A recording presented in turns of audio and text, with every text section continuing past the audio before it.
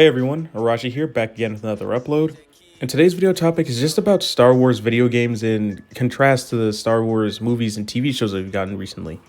Now, it's no secret that Disney has released a lot of characters recently that we don't like at all. I mean, Reva, just name it off the top of my head. I think Sabine has been kind of turned into a meme character at this point. Now, I know characters such as Bo-Katan and Sabine have been around for years now at this point, a little part over 10 years, but I think that for the most part that the characters have been kind of bastardized into live action versions of them. I think in animation form, it would have been received a lot better and if it would have stayed in animation, but anyway, I digress. That's a topic for another video. Today's video topic is something about the video games for some reason getting things correct, and about characters such as Cal Kestis, Cere Junda, all these characters that we've came to know and love from the video games. How come they're getting these characters right, and for some reason they're not getting them right in live action or TV shows essentially at this point? And you begin to ask yourself, how come the video games are getting it right, but yet the TV shows and the live action, how come they're not getting it right? And what you would think is it'd be vice versa. You'd think that the video games would be getting it all wrong, and the story and the TV shows, all that stuff would be getting it right, but it's not the case in this point. Now, that's not to say that they're all bad. I mean, there's a couple new characters that I can think of at the top of my head that a lot of people actually do enjoy, and that their character arcs are pretty fun to watch. You know, Din Djarin's story is pretty cool.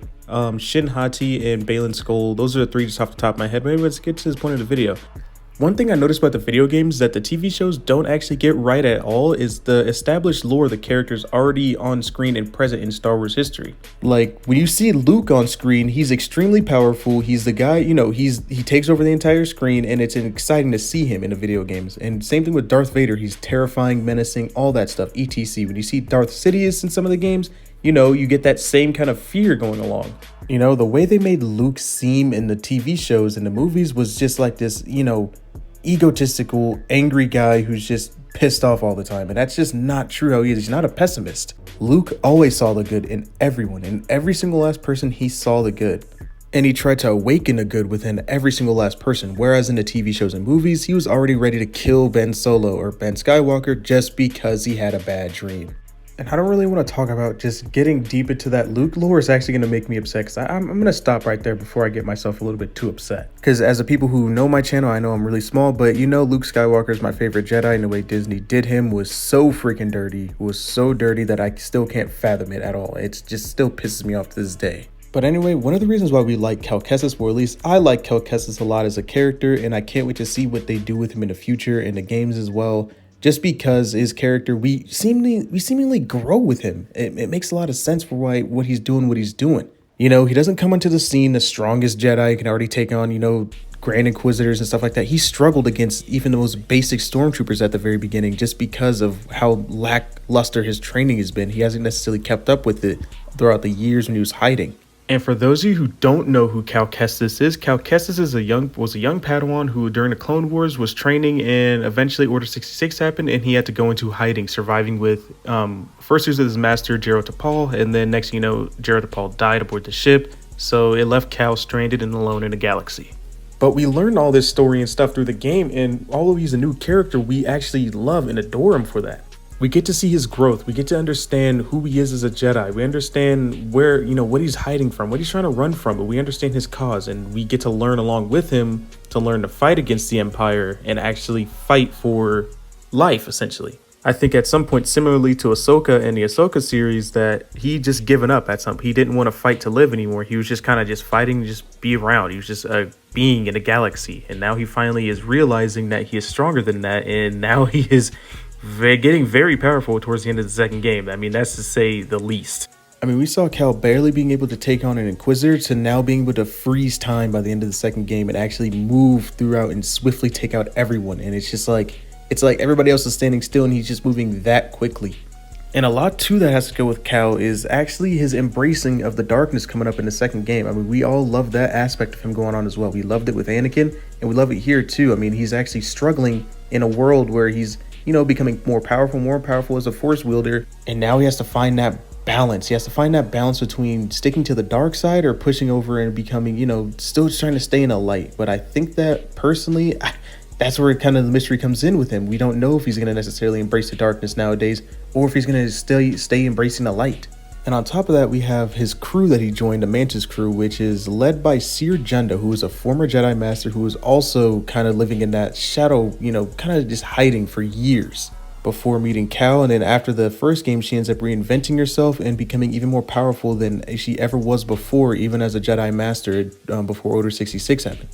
Seer helped Cal along the way as well. We didn't see Cal as, as I said earlier, he wasn't just handpicked and handed everything that he ever needed, like kind of how Reva was. Cal had to fight and claw for his way to the top. And then also on top of that, in the second game, spoiler alert, he ends up losing Seer because Vader here, Vadered and took her out. But anyway, that's besides the point. He lost Seer and he was kind of lost himself. And that's what also started leading to him embracing the darkness a little bit more. Another character that's really cool from the Jedi Survivor games is Marin, and she's actually a Night Sister turned good, a reformed Night Sister it's actually honestly really cool to see her magic too, honest. I'm just gonna say that off of preface. We've never seen Night Sister magic used in such a way as it is in this video game.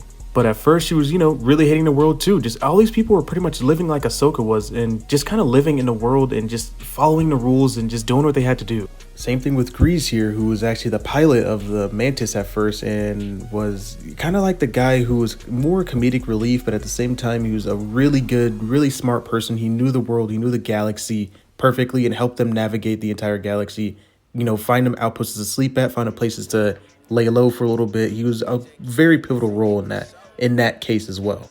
The thing that I'm noticing about Disney TV shows and movie characters so far is that they're pretty much handed stuff. They're not necessarily earning our respect. They're just necessarily put on a screen and they're just saying, hey, look, respect this character. And you're like, no, what did this character do? And that's the next thing you know, they're kind of pulling off bullcrap stunts like Reva getting stabbed twice and surviving 2 times. Whereas with the games, we're kind of introduced to these characters, and yes, they're new, but we are not necessarily forced to like them at the beginning. In fact, when I first saw Cal, I kind of didn't like him at first because he was kind of whiny, and I didn't really like the fact that he was just kind of, not trying to fight for what he believed in at the time. But over time, he won me over. I also think one of the issues with Disney Star Wars characters that have been coming in so far is that they're kind of jumping into established Star Wars lore, and they're kind of just, bitching or just kind of destroying the established lore characters that are already there. It's like Disney can't help but bring down the currently established lore characters just to bring up their current new characters, which is a recipe for disaster. You want to make it seem like they're living in the same world simultaneously, which is what I believe the world of the gaming world at least does perfectly well. Like, you don't have to bring down the past just to big up the future. You can respect the past and then also at the same time bring up the future, which I think is something that the games have done very well. So this is actually part 1 of this video. The video is getting really long, so I wanted to split it up into 2 parts so it's not so hard to digest. But anyway, that's the end of this video, part 1. So let me know your guys' thoughts and opinions in the comment section down below. I will go in a little bit more depth in part 2. But anyway, may the Force be with you and have a great rest of your day.